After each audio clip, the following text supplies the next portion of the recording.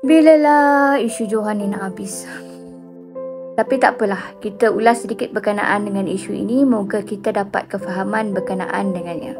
Dalam isu ini mungkin saya sedikit berbeza daripada Ustaz Syihabuddin, yang mana saya mengatakan bahawa statement tersebut sepatutnya tidak dibawa kepada publik seperti itu, apatah lagi dibuat dalam keadaan atau slot yang sangat-sangat terbatas. We are agree to disagree. Ada benda yang saya setuju, ada benda yang saya tidak setuju. Satu perkara yang kita kena fokus juga adalah apabila sesuatu isu tersebut dibawa ke pentas, kita kena lihat beberapa limitasi. Contohnya limitasi daripada segi kepahaman penonton, limitasi daripada segi penyampaian penyampai itu tadi, dan limitasi daripada segi format program tersebut. Kerana pada video yang awal tu saya ada explain, slot tersebut adalah slot reaction. Slot reaction ini adalah dipaparkan secara spontan, not scripted. Ini kerana ada juga orang yang boleh bercakap secara spontan dan tepat apa yang diperkatakan, dan ada juga yang bercakap secara spontan akan tetapi ada kesilapan daripada segi apa yang diperkatakan. Kalau tak silap pun, ada kebarangkalian penerangan yang diberikan itu boleh menyebabkan salah faham. Lagi-lagi kalau isu berkenaan dengan isu syariat seperti ini. Sekarang saya nak bercakap tentang tahap kefahaman audien. Betul, kita tak boleh underestimate orang awam. Ada orang awam yang bijak pandai.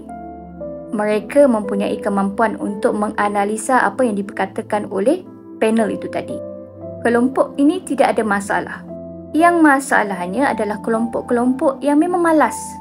Mereka tak nak mengkaji, mereka just baca tajuk dan buat conclusion sendiri. Satu lagi kelompok, terutamanya daripada golongan feminis, ramai sekarang ni dekat Malaysia, yang akan mengambil kesempatan daripada statement tersebut dengan menyatakan bahawa alah, tak apa, saya pakai seksi, tak pakai tudung, asalkan saya solat. Kelompok yang ketiga ini yang merisaukan saya sebenarnya. Poin yang ketiga, kemampuan panel. Panel dalam video reaction tersebut ada 3 orang sebenarnya. Yang seorang lagi saya susah nak sebut nama dia. Panel kedua adalah Ustaz Syihab, dia berada dekat tengah-tengah, dan yang paling hujung sekali adalah Johan. Dalam slot tersebut, Johan tengah bercerita tentang isu yang berbeza. Pada peringkat awal tu dia bercerita berkenaan dengan pengalamannya menyampaikan dakwah dengan pembantu rumah dia, sehingga pembantu rumah Johan ini telah masuk Islam. Kemudian Johan bercakap tentang hidayah Allah. Kalau kita ambil setiap apa yang diperkatakan itu, kita rangkumkan sekali, buat skrip, tidak ada apa-apa kesalahan daripada apa yang dituturkan itu. Benar dan tepat. Akan tetapi Johan kita tahu dia bukan agamawan, dan apa yang disampaikan itu adalah daripada orang awam kepada orang awam. Walaupun apa yang disampaikan itu betul, orang susah nak terima. Sebab apa? Panel dia adalah orang awam. Sedangkan kalau anda tonton video reaction itu secara penuh, banyak sangat benda yang anda boleh dapat daripada penyampaian Johan ini tadi. Ringkas dan mudah difahami. Setidaknya untuk saya lah, untuk orang lain saya tidak tahu. Now, kita pergi kepada poin saya setuju dengan Ustaz Syihab.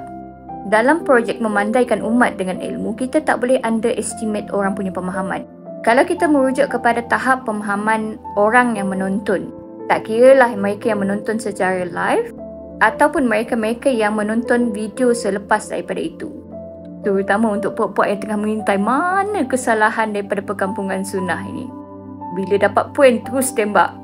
Tak ada sifat berhati-hati langsung. Keluarlah video Ustaz Wadi Anwar, video Ustaz Azhar Idrus. Dia orang tak habis kaji lagi video tersebut. Adakah asatizah-asatizah itu mempunyai pandangan yang konsisten tentang hal ini? Seperti mana yang kita sedia maklum, Ustaz selebriti ini sangat rapat dengan golongan-golongan artis. Hinggalah boleh menyebabkan statement mereka ini boleh goyah macam lalang. Kejap kau nak kot sini, kejap kau nak kot situ. Kan Ustaz Wadi kan? Usik sikit, takkan tak boleh kot. Benar apa yang Ustaz Syihab kata, jangan underestimate penonton ataupun orang awam. Sebab ramai dia di antara mereka yang faham tentang isu ini. Yang tak nak faham tu, kita tak boleh nak buat apalah kan? But I have my personal experience tentang benda ini. Satu hari tu masa saya live, ada orang tanya saya apa mazhab saya. Kemudian saya jawab kepada mereka, saya orang awam, saya bukan agamawan. Jadi mazhab saya adalah mengikut siapa yang memberi fatwa kepada saya. Mazhab orang awam adalah mazhab mufti dia. Mufti kat sini bukan jawatan tapi dekat siapa dia bertanya tentang fatwa tersebut. Kalau awak tanya dengan ustaz, ustaz itulah awak ambil fatwa daripada dia. Itulah mazhab awak. Kemudian dia orang gelak-gelak kat orang komen. Saya pula yang pelik. Takkan orang Islam kita tak tahu pasal benda ni kot? Saya cakap pada mereka, saya sebenarnya pelik tengok awak pelik. Kerana benda ni benda basic. Awak pergi balik, awak cek apa yang saya cakap ni betul ataupun tidak. Tapi bila duduk kan fikir, Hamidah, kau pernah berada dalam keadaan itu sebelum ini. Daripada tak tahu, jadi tahu. So jangan stop untuk menyampaikan. Supaya mereka akan tergerak hati untuk mencari perkara tersebut. Contoh seperti isu kali inilah tentang solat. Seseorang tersebut boleh terkeluar daripada Islam sekiranya mereka tidak solat. Sedangkan dosa tidak bertudung atau menutup aurat walaupun ia wajib, tetapi seorang itu tidak boleh dikeluarkan daripada Islam sekiranya dia tidak bertudung. Bukan untuk menafikan kewajipan antara keduanya ataupun membandingkan antara keduanya. Tapi kalau kita bercakap daripada aspek yang Johan ceritakan ini, apa yang disampaikan itu tepat, benar, betul. Last but not least, saya nak tunjukkan satu video ni. Terima kasih Ustaz Wali sekali lagi mendoakan kami. Terima kasih. Tersenyum saya tengok Ustaz Wali senyum sampai telinga.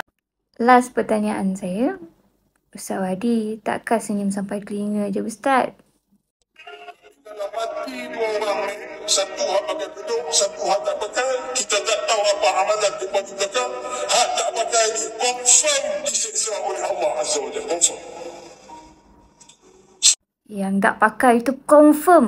Tak nak sambung lah. Subhanakallahumma wa bihamdika asyhadu an la ilaha illa anta astaghfiruka wa atubu ilaik. Assalamualaikum.